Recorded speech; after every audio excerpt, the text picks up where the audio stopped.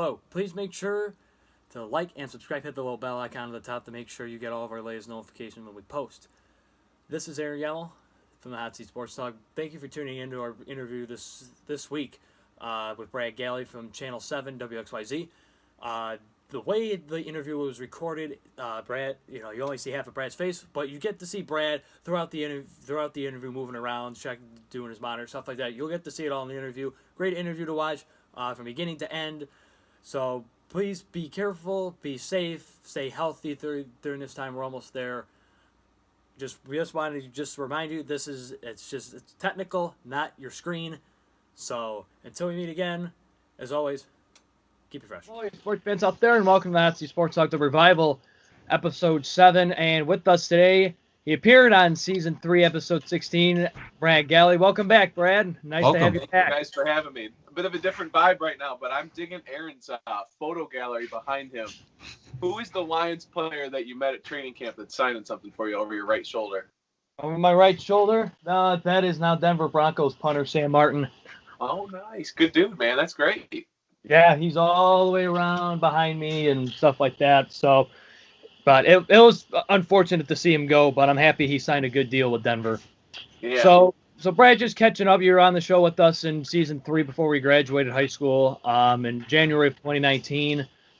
So, and that was a fun interview that we had in the studio. And we just hope that you and your family right now are doing okay and are doing well, and your guys are doing well during this crazy time, especially your kids.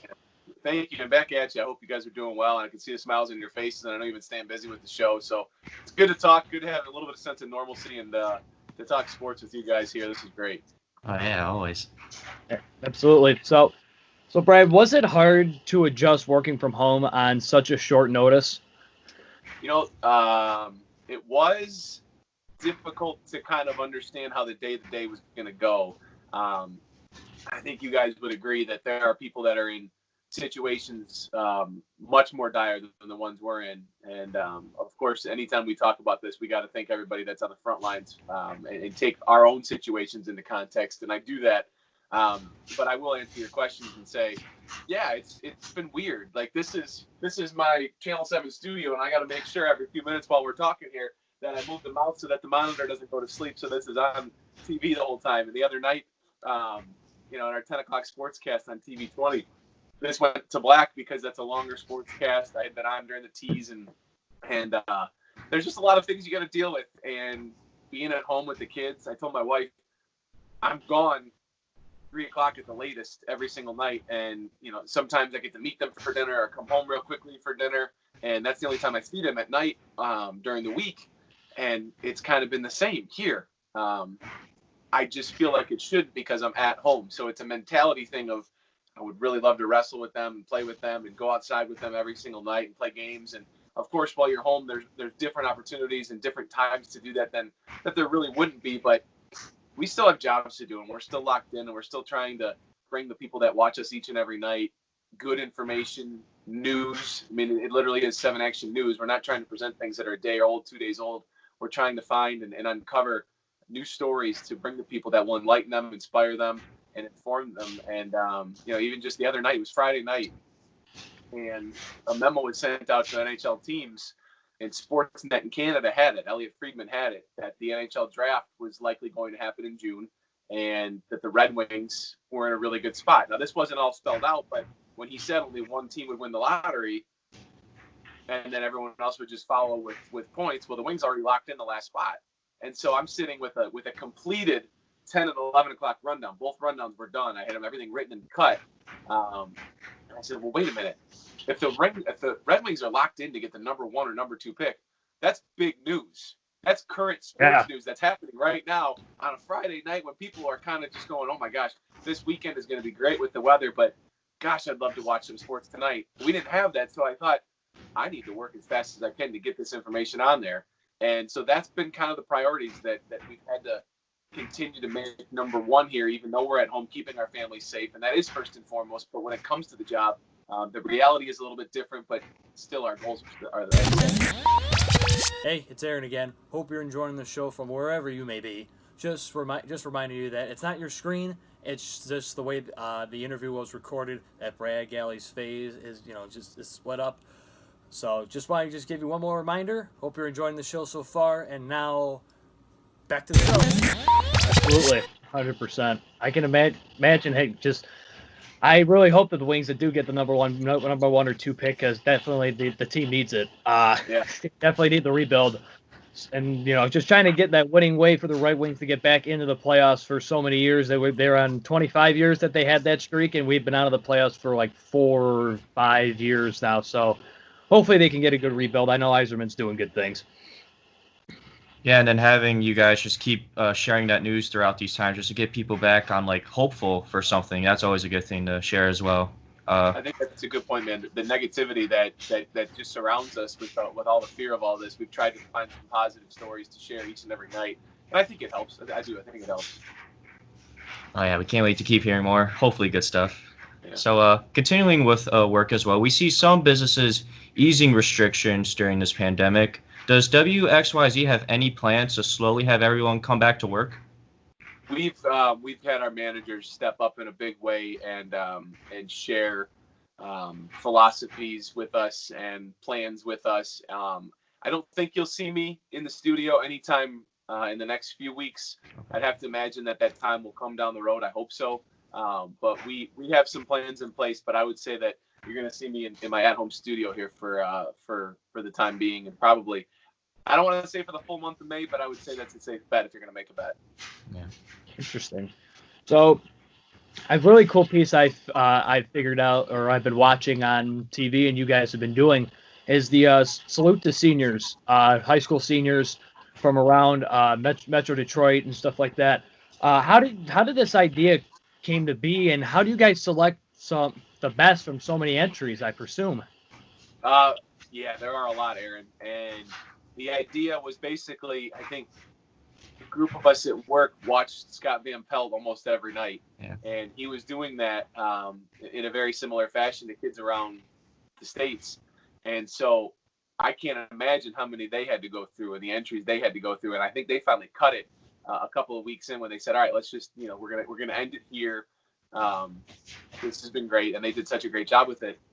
And our 6 o'clock producer, Megan Garagiola, sent Justin Rose and I an email and said, why don't we do this on a local level? And she produces our 6 o'clock show, has us in there every single day. And so to make sure that we were a part of sports every day and a part of the newscast every day, it was a great way for us to lock in. And again, like I said, to bring some of that positive news. And so Justin put a call on social media, and he got flooded with and inundated with great stories. And he started hitting band kids and people that were creating the yearbook pages still, even though school was out, athletes, and we decided to hone in on athletes for a while. But Justin would continue to sprinkle in kids that didn't necessarily play sports. That's become important, and a part of the mission that we've had at Channel 7 here is to honor seniors from all different walks of life and all different landscapes and with all different passions and futures in college and high school and beyond. And what's been really fun is in doing these, you get to see guys and read the submissions from grandparents, from teachers, from brothers. Like that's been really cool for me from like an older brother to nominate a younger sister, or even like a sister nominating her twin brother. And of course, if you do that, you got to do both of them. You can't just do one if they're graduating together. But we've had some really, really cool stories. Justin's done a great job, and Megan's been great in our newscast to make sure that that's a part of it.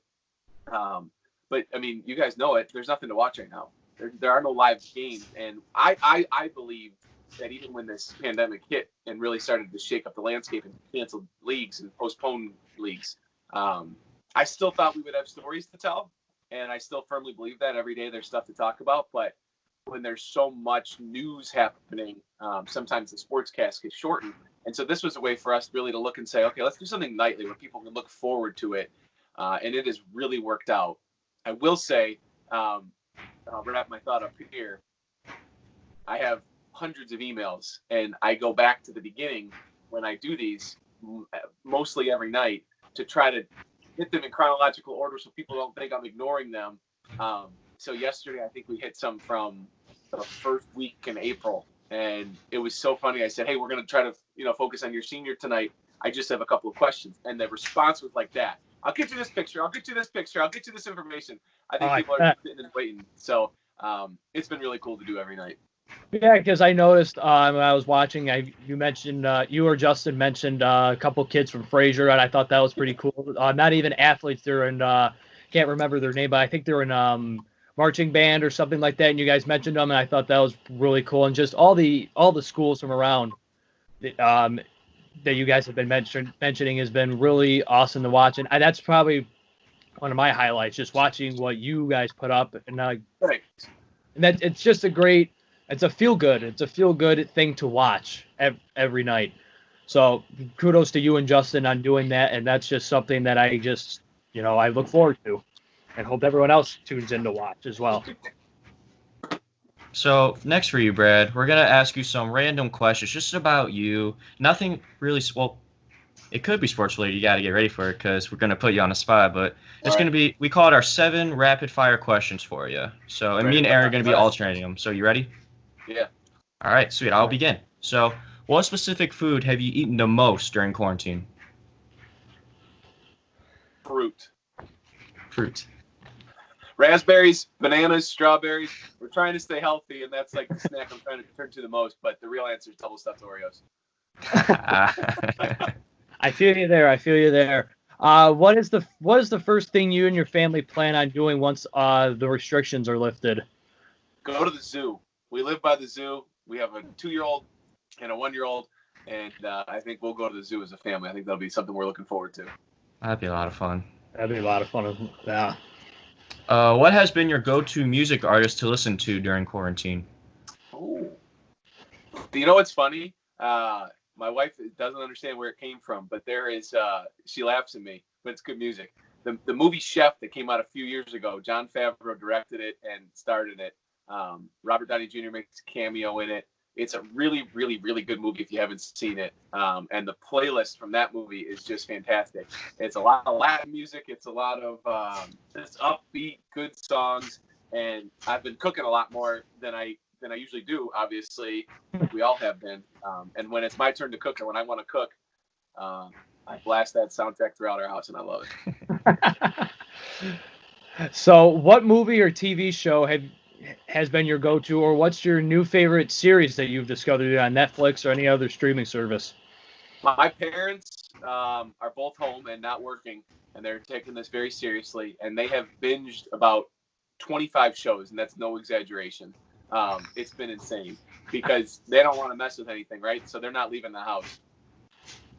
On the contrary, we've got a 2-year-old and a 1-year-old, so it's been a lot of Mickey Mouse Clubhouse, which is great. Mickey, look, here's the screen, right? Look, I'm up. But we've spent some time. We're trying to catch up on Modern Family. We watched every episode up until our son was born, and so we have like 3 seasons. Yeah, because he's about to be 3. We have 3 seasons to catch up on, so we've been trying to hit and catch up on those. Yeah, I've seen a few of those episodes. They're pretty funny. Yeah, great show. So next for you, now that the weather is starting to get nicer, as you said earlier, do you have a favorite outdoor activity that you've been utilizing lately? Yeah, you know what? My wife is so great, man. She loves to go outside and pushes my lazy butt sometimes in the morning, working on this night shift to get out and just be with the kids outside. And they guide us from there. Today, my son, we got him a helmet, and he was riding on his bike, and we were just kind of walking around and watching him ride his bike. And my 1-year-old, she's learning how to walk on a scooter. She doesn't really understand the concept of it, but we kind of just go outside and soak it in. I mean, if it's 50 degrees, great. We'll put a little bit of a heavier coat on, I think, just to get out of our houses. I guess soaking in the sun is our favorite outdoor activity at this point. I hear that. Yeah, hopefully you just got to keep enjoying that. Yeah. So going back to TV, do you have a favorite Marvel film if you are a fan of Marvel? Oh. I'm a big Marvel fan. Actually, part of the reason why I delayed our Skype today. First of all, by the way, here are my snacks. Here's my healthy there you go. These are coming up in just a little bit. But I'm going to show you, we're going to do a Facebook Live in just a little bit because our friends at Upper Deck sent us these new Marvel Punisher cards. Oh, that's cool. Oh. And so you get single and dual actor autographs, not in every box, but you can get some.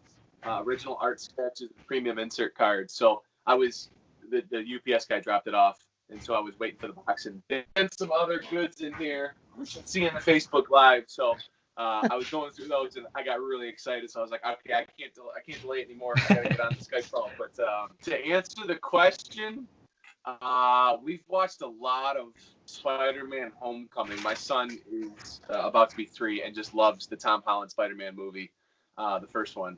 And so we've watched a lot of that.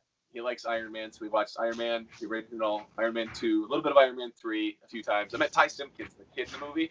Oh, really? He did a bit with us. He was at a Tiger game. He was doing a tour of all 30 parks, and he had posted it on Twitter, and I followed him. It was after Jurassic World that he was in as well. And I'm like, all right, this kid's a teenager. I'm sure he's quick to check Twitter. And so I messaged him and said, hey, would you want to come on Channel 7 tonight and do the Sportscaster? I mean, it was a slow night. So he came on and read the highlights, and we were like doing clips from Jurassic World, Iron Man 3, laced in with the Tigers highlights. And so we've stayed in touch. He's a cool dude, man. So we watched those. Captain America Winter Soldier, to me, is like one of the best movies ever, period, bottom line. So I love watching that one. I can watch that one over and over and over. Dude, Endgame just gets me so emotional. It's great, but dude, I can't not Every get time. emotional watching the end. It's a double negative, sorry. So yeah, I'm a big Marvel fan. I'm like all about it. So we're watching them all the time. So final one of rapid fire to flip it from Marvel to Star Wars. What is your favorite Star Wars film? I love the originals. A New Hope, Empire Strikes Back. You know what I always said growing up was Empire Strikes Back, everybody says is the greatest ever. To me, A New Hope is right there with it because it's the first one. It's the raw feel of like, wow, this is some special, like mind-blowing. The first time you see it, it sticks with you. I always thought Return of the Jedi was right there with it. But it's really not that great of a movie. Like, there's a lot of Ewoks. It's really, really tailored for kids. But I do like it. I do like it. I really like this new trilogy.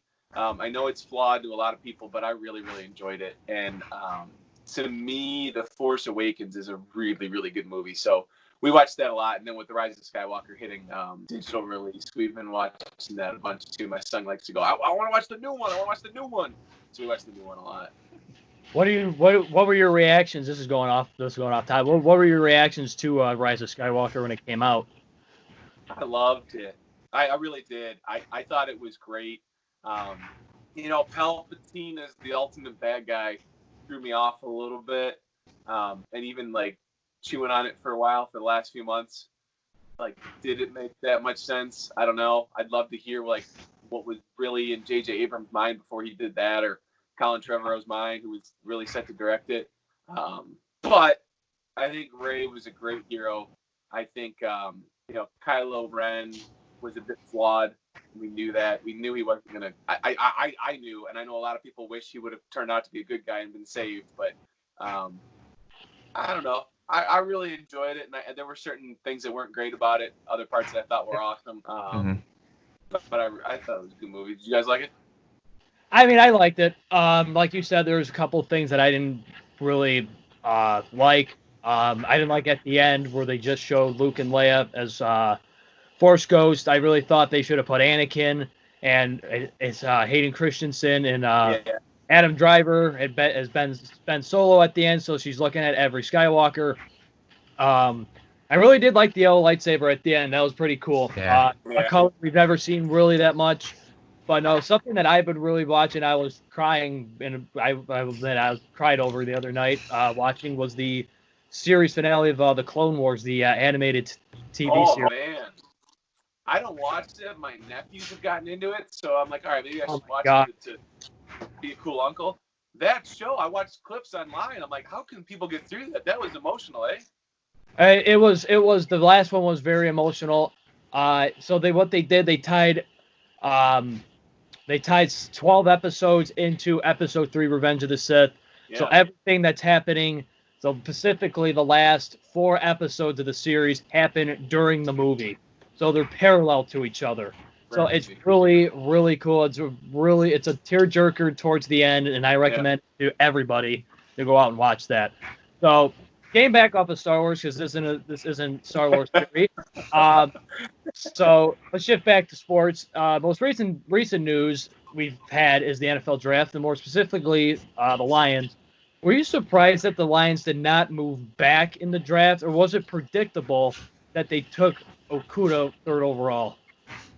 Am I surprised they didn't move back a little bit? I'm more surprised they took Okudah. But they apparently fell in love with him, and they knew his position of need. They moved Darius Slay. So when everybody in football kept putting those two together, Okudah and the Lions, I guess it shouldn't have been that surprising. But I just think when you're building the defense and you have the 3rd overall pick and you can get a pass rusher or a linebacker that can be the quarterback of your defense for 10 to 12 years, you take that shot. And so maybe they didn't fall in love with a couple of people that were taken right after there with Simmons, who is dynamic, but maybe not elite at one certain position in their eyes. I'm sure they would have loved to trade back because Bob Quinn talked about it a lot. And for him to lay his cards out on the table, I think they clearly wanted to move back. I just think this was a draft where people didn't really want to trade up. There's a lot of uncertainty in the world. There's a lot of uncertainty in football right now. And I think the teams that had multiple first-round picks wanted to keep multiple first-round picks because a team like the Dolphins let go of so many people on purpose to basically start from scratch and with the Patriots model kind of in mind, because again, another New England disciple running things in Miami wanted to bring his own people in there. So you can see what Brian Flores and the Dolphins did of building up picks and drafting people, and that's been the Patriots' way. Now they haven't necessarily drafted a bunch in the first round, but they've built from the draft. And so I think that the Lions would have loved to have followed that model and moved down and get a couple picks, but it takes two to tango. Bob Quinn said that multiple times, and I think to make that point, he really wanted to drive home the fact that there was no offer that really knocked the socks off. Yeah, I could see that because I heard multiple rumors that the Lions wanted to trade back. I just didn't know. My theory was that I think this would have shocked the entire league if the Lions took Tua at three overall. That would have shocked the entire league. Just say, hey, we took him. What you got? We have him. What are your offers? We're listening. We're listening. That would have been different to see what Miami would have offered, or teams leaning a quarterback like Jacksonville or the LA Chargers. That would have been an interesting theory, but I think Okudah and Desmond Trufant definitely help the Lions secondary because the secondary's hurting a lot right now. Yeah. So I think that's a pretty good pick for them long term. I think Stafford played really, really well last year before he got hurt, and I would question if they were still in the mix, had they held on to beat Green Bay, or even if they had beaten Kansas City. I wonder if he would have come back towards the end. You know what I mean? Because that was the conversation that we were all having. Why would you bring him back since you're out of it? Put him on IR. Like, just make it happen. Yeah. And they didn't for the longest time. Even though they were out of contention. So I wonder sometimes, like, if he could have finished last year or how much, he could have played, because he was having an exceptional year, and the camaraderie that he was building, that's not the right word, the connections he was building on the field, and the way Kenny Galli just exploded and turned out to have a Pro Bowl year, even without him. I think those signs were starting to build towards an exciting offense, and the way they competed.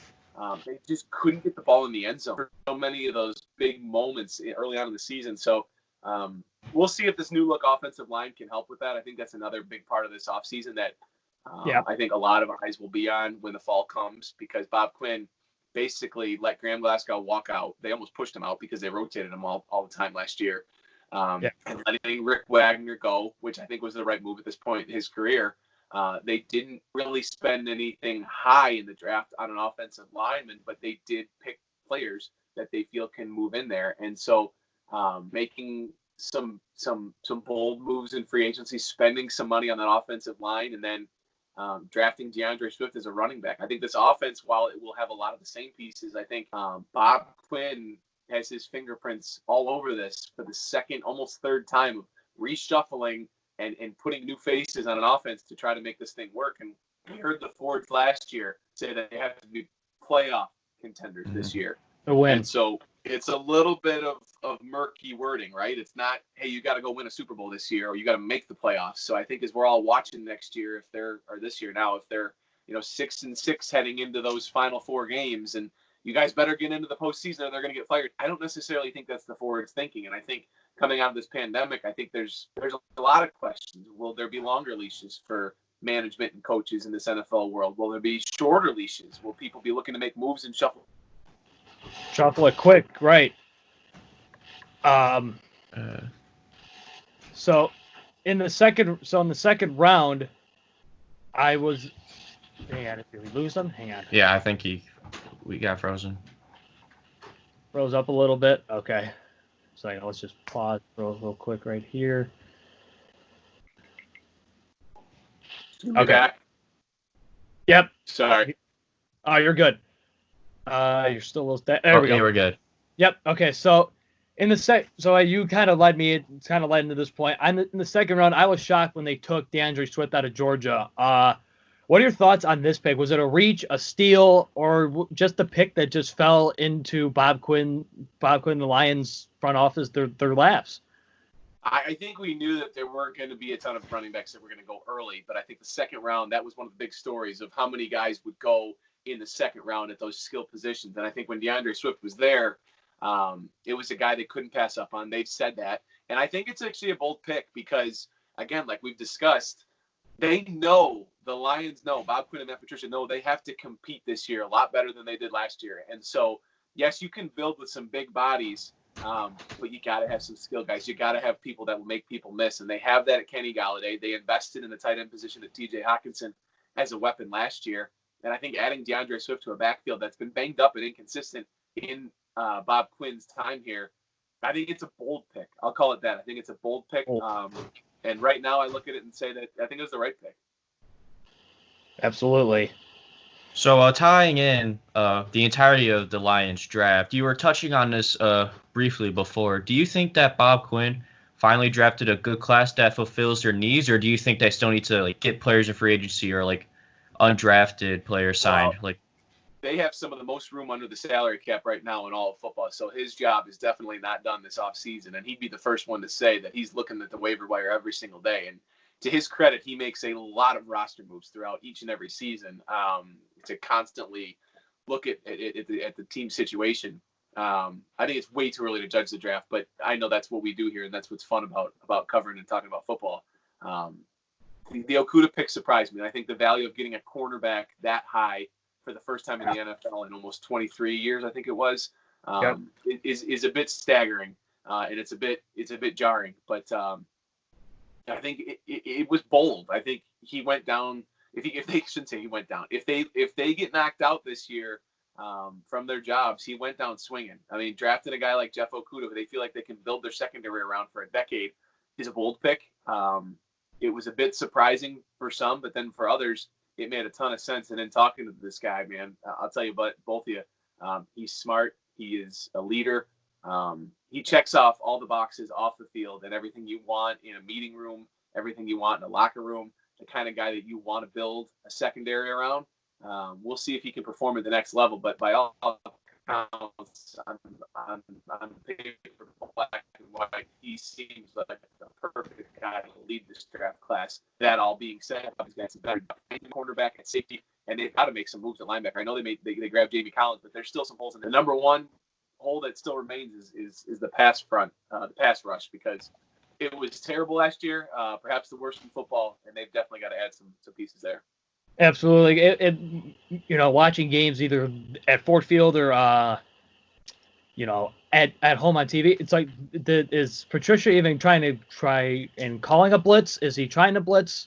Because it seemed like they were not trying to blitz the passer at all, and we just kept getting burned in coverage. So because I know Davadian Clowney's still on the market, I think if Bob Quinn reaches out, they can get him on the cheap, just maybe for a 1-year deal. Taco Charlton was just cut by the Dolphins, so that might not be a bad signing as well, even though he has some problems. He landed with Kansas City like half of the Michigan NFL players have done. He just really signed with Kansas City. Yeah. Because I know Shea Patterson was signed with Kansas City as well. So, in your opinion, Brad, what were the biggest losses for the Lions in free agency this offseason? Free agency, I would just say the Darius Slay move. Is one of your best players, to move him out. Like the Devon Kennard cut, I think was a bit strange considering he was their leading tackler and they really liked him and he was a captain. But moves like that in the NFL happen, and you don't necessarily – he latched down with the Cardinals so fast. But you see that in football when you move a big defensive piece who in some organizations' eyes is aging. I think the Slay move, I didn't love it. I still don't love it. They clearly didn't see eye to eye, and Slay made that very public. But those are the risks you take as an NFL organization in now building with a guy like Jeff Okudah. I just feel like that could have gone down much differently, and maybe could have gone down, last season. Maybe they could have gotten more from Denver in the deal that's been rumored and talked about, or maybe in a swap, or somehow getting more return for their best defensive, player for really a 4 or 5 year period. Yeah, because I agree. if he was dealt to Denver, he would have been joining Jeff Driscoll, Sam Martin, and Graham Glasgow. All those guys latched on to Denver. I honestly think losing Sam Martin was a big loss because he's been with the Lions since 2013. Yeah. So trying to getting a new punter in here is going to be weird, but it's a move that he had to make personally. So I'm glad he's out there in Denver, and definitely his I know his net average and stuff like that's going to go up kicking in Mile High. So Brad, moving into this pandemic and its relation with sports, many leagues have their own plans for slowly getting back into it, but with no fans in attendance.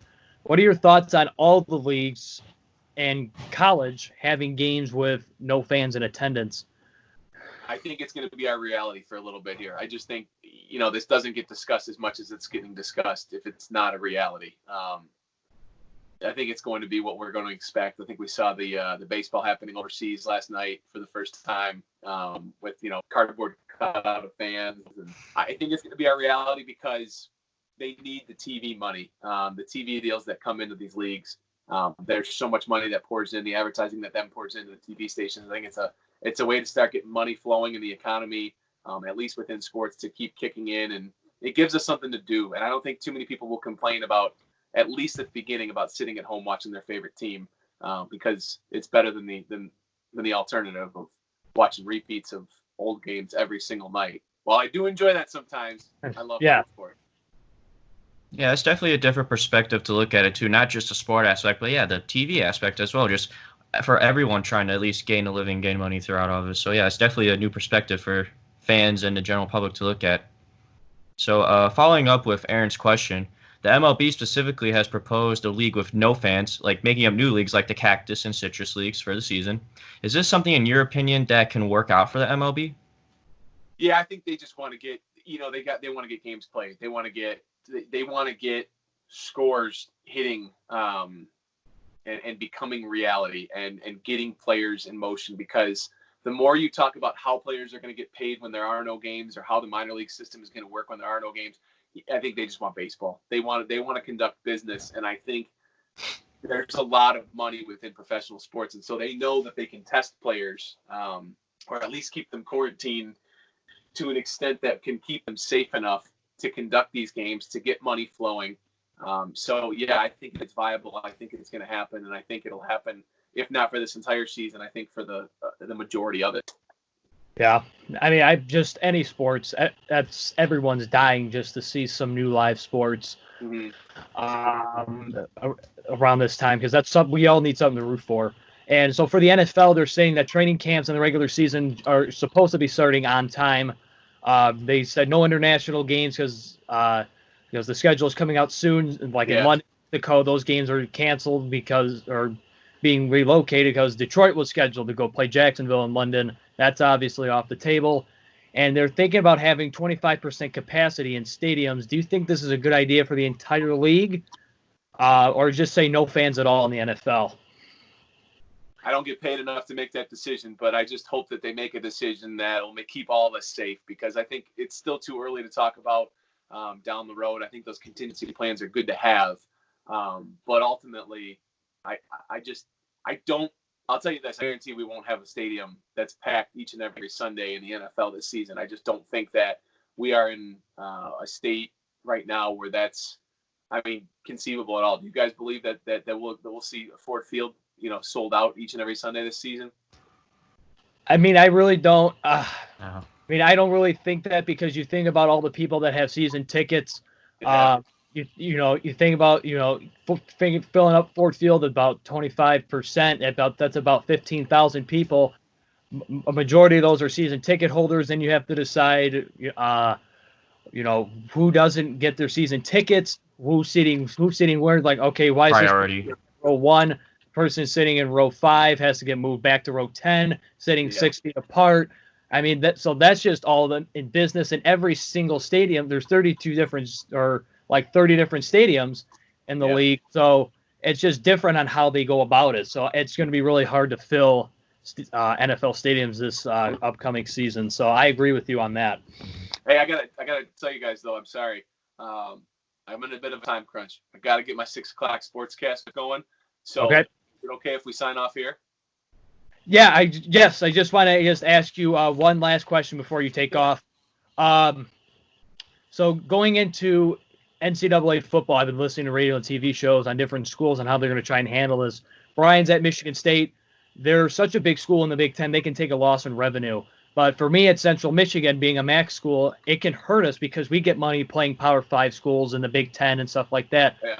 Their universities make decisions just for themselves. Their conferences make the decisions, or the entire NCAA organization on terms of playing their football games and how their revenue gets generated this upcoming season, because they start sooner than the pros.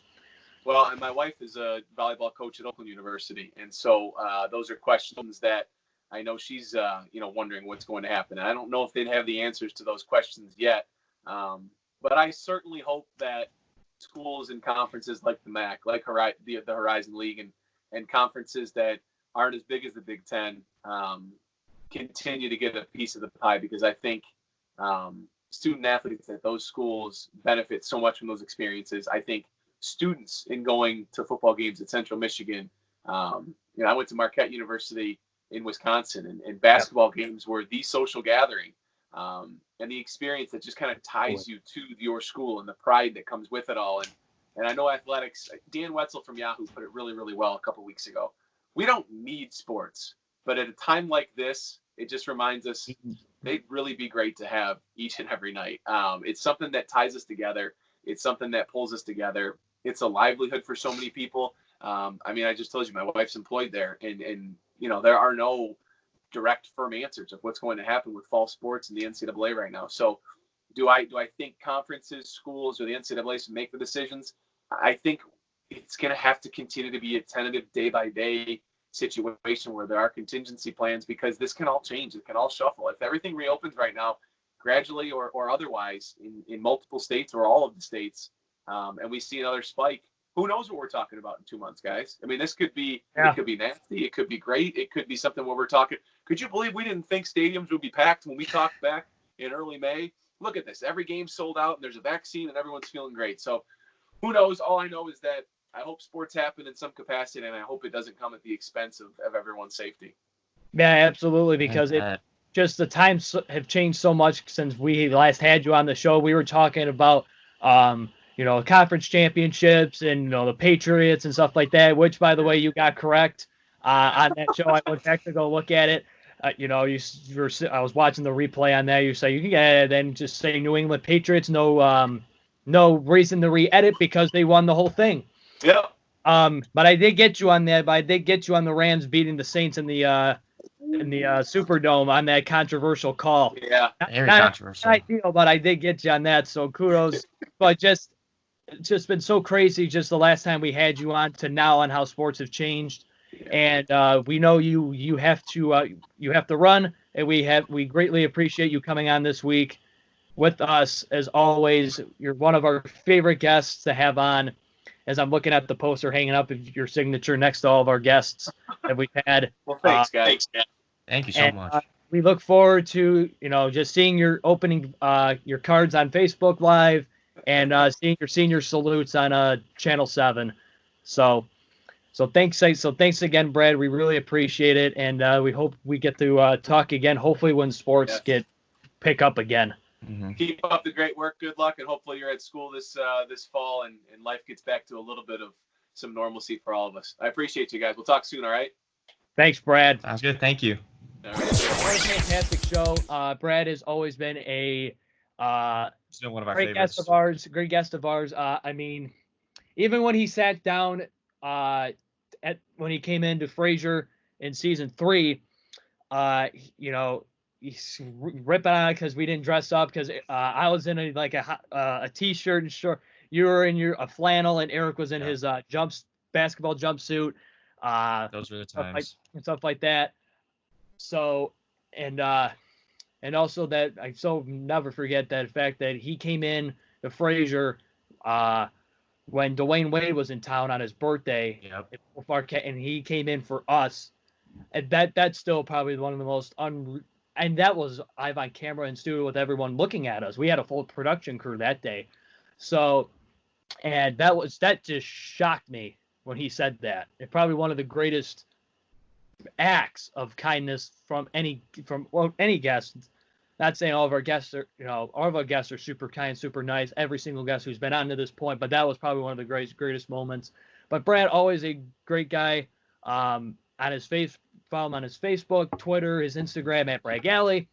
Check him out on Channel 7, WXYZ, around 5, 6 o'clock, 7 o'clock news. So he's always a character when it comes to watching him on TV, for sure. And definitely one of our favorites to have, and we're so glad to have him back. We had him back today.